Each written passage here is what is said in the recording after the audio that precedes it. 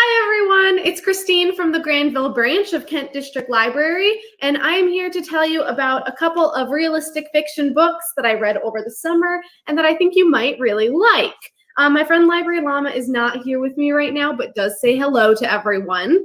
When I'm telling you about a book, I will have a little banner pop up here at the bottom that looks kind of like that will tell you where you can access this book if you're interested and in what format you can get it. So for example, this one would be telling you that at your local KDL branch, for me that's Granville, you can get a print copy of the book, kind of like this.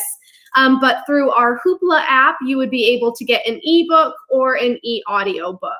If you want information about how to use Hoopla with your KDL library card, you can go to kdl.org/downloads, and it will give you all the information you need to know to use all of the apps that we subscribe to. So without further ado, our first book is going to be Tiffany Sly Lives Here Now by Dana L. Davis. As the title suggests, this book is about Tiffany Sly, as seen on the cover here, and Tiffany's life has been completely turned upside down. Her mom just passed away from cancer, and it was pretty sudden, and now she is flying across the country to go live with her biological father, who is an uber-rich doctor in Malibu, California.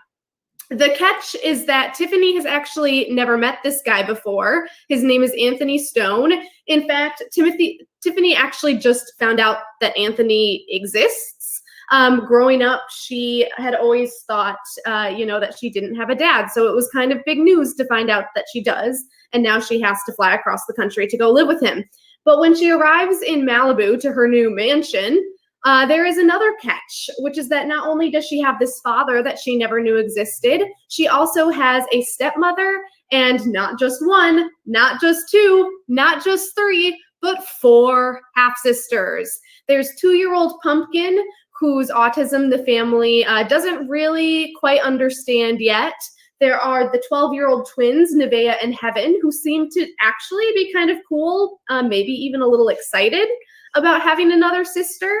And then there is London. London is only 2 months younger than Tiffany. She is basically the perfect daughter in every single way, and she is not thrilled about having a 5th sister, and she is even less thrilled that Tiffany is now going to be living with them. So while Tiffany is trying to adjust to this new family, a new city, and a new school, she kind of strikes up this friendship with this kid named Marcus McKenney.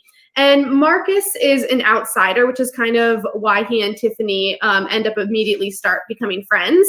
And a lot of people think Marcus is really weird. They're kind of uncomfortable hanging around him.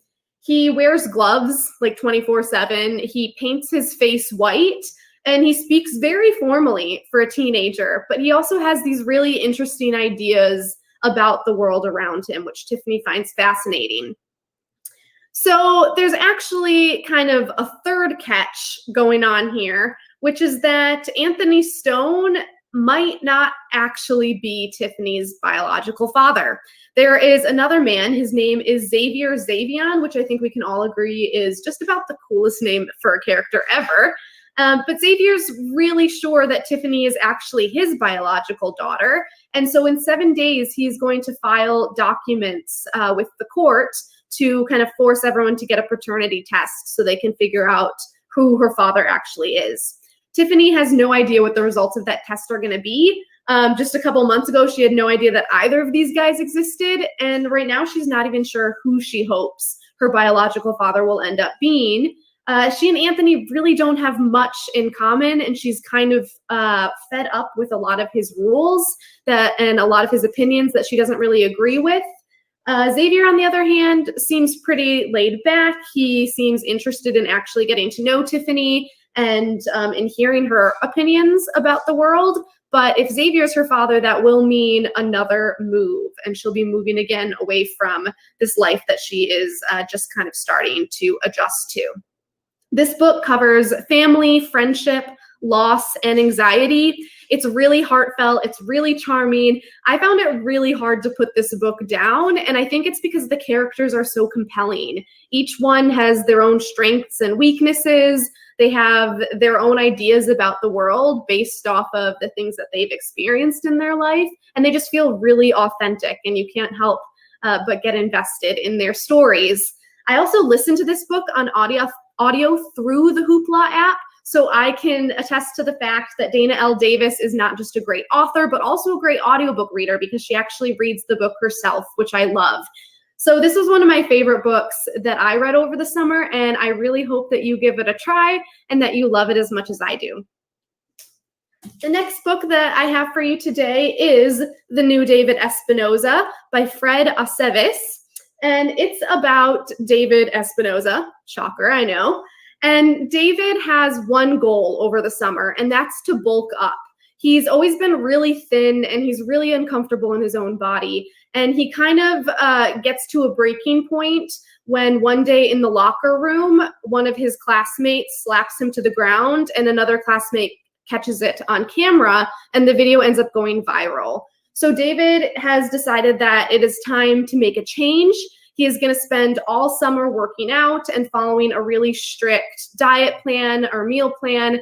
And by the time the next school year comes around, he is going to look completely different. And everyone is going to forget that the old David Espinosa existed, and no one will dare mess with the new David Espinosa. So in order to kind of complete this plan, he has to focus single-mindedly on this goal, and as he puts it, giving everything to his gains over the summer. That means that there's not going to really be a lot of time to hang out with his girlfriend Karina, his best friend Miguel, or his awesome and spunky little sister Gabby. But he figures there will always be time to hang out with them later. This goal, this is what matters right now, and that's what he's going to do for his summer. So he joins this gym, and he gets to know the gym owner, whose name is Alpha. And Alpha has a really similar background to David. He was also really skinny growing up. He was bullied for it and completely changed around his life, kind of. And now he has this gym, and he's won multiple bodybuilding championships all over the world. So he takes David kind of under his wing and mentors him through this process. But as David really immerses himself into the world of bodybuilding, he has to decide how far he's willing to go, what he's willing to do, what he's willing to give up in order to accomplish these goals that he set out to accomplish. And whatever he decides, he's going to have to deal with the very real consequences of his choices. The author, Fred Aceves, actually based this story off of his own experiences with muscle dysmorphia, which is a psychological disorder that's really similar to anorexia, except instead of feeling this kind of obsessive need or desire to look really thin, you have this obsessive desire to look really muscular. Oftentimes when we think of body image disorders, we kind of picture bulimia and anorexia, and we think of them affecting women, but that's actually not true at all. There are a lot more disorders out there than we might be aware of, and all of them can affect people of any gender. So I really appreciate that this book kind of brings that to the forefront of our attention and kind of gives us something to think about. The book really doesn't shy away from anything that David is experiencing in his life. It talks really candidly about things like societal expectations, body image, relationships, steroids, and so much more. I think it's a really great option for anyone who is looking for a book that's really issue-centered and that has kind of a bit of a gritty, real-life feel to it. For example, I think fans of Ellen Hopkins' books will really enjoy this one as well. And the third book that I have for you today is called The Music of What Happens. It's by Bill Konigsberg, and it is about two boys, Maximo and Jordan, who are pictured on the cover here. The book actually goes back and forth between their different perspectives. And Maximo and Jordan really don't have much in common except for the fact that they're both gay. Maximo really likes sports. He enjoys playing video games, and his friends are kind of like stereotypical bros. On the other hand, we have Jordan, and Jordan really likes poetry, and he enjoys doing makeovers with his two best friends, who are both female, and he refers to them as his wives. So they're both pretty different, but they end up spending the summer together trying to save a food truck business. And, you know, also trying to survive the summer heat in Arizona while on a food truck all summer. I imagine that that would be pretty difficult.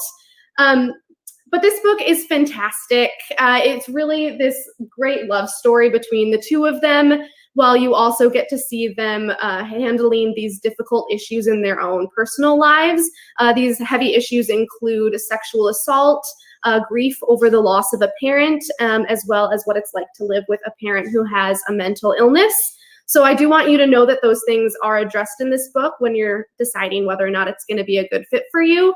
But I also don't want you to think that this book is really heavy. It does have heavy moments, but it also has a lot of light moments. There's a lot of humor. There's a lot of talk about food, obviously, and food truck businesses, which is awesome.